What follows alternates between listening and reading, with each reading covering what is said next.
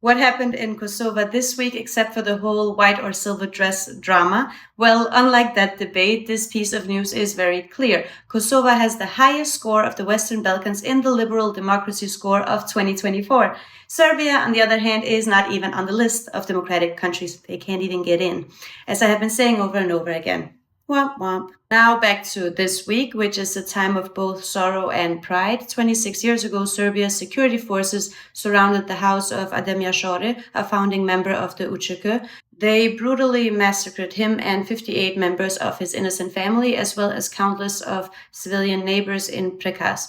Women and children too. There was only one survivor, the then 11-year-old Bisorta Yashore. This massacre ultimately led to our freedom as it created thousands of Adem Yashores. My people decided to fight back and no longer accept the brutality of Milosevic's regime. It was not the first or the last massacre, but the severity of it made a lasting impact that can still be felt today. May all their souls rest in peace, along with the thousands of civilians and freedom fighters who gave their life for our freedom and who we can thank for living in peace today. Now that we're on the topic of peace, PM Albin Kurti joined Kamala Harris and Joe Biden and other world leaders in calling for an immediate ceasefire in Gaza. I truly hope that one day the Palestinians will be as free as we are today.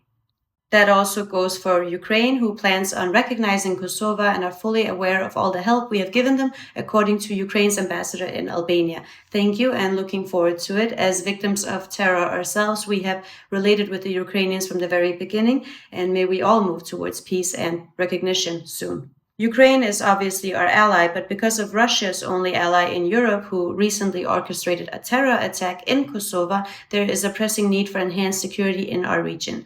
This week, Albania has proudly launched its very first NATO air base, featuring a spectacular arrival of Eurofighter jets from Aviano. The opening ceremony also featured our Bayraktar drones and Black Hawk helicopters and was attended by Kosova's Minister of Defense, NATO members, and of course Albania's President Begay, who emphasized the strategic significance of our NATO base, stressing its role in deterring regional destabilizers in Serbia.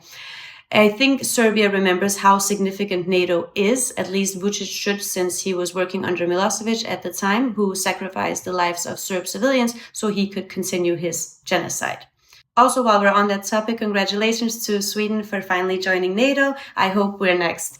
Actions also matter more than words. Our PM Albin Kurti spoke at the FES dialogue and said that EU and NATO should apply the same approach to Serbia as they do to Russia. He also stated that Kosovo should be given an incentive towards European integration as a response to the security threats coming from Serbia. Also, Urimetet Morse, I love all the women in my life very dearly, and especially my mom, who I'm off to celebrate with. So have a really lovely day and remember to celebrate all the great women in your life, like me.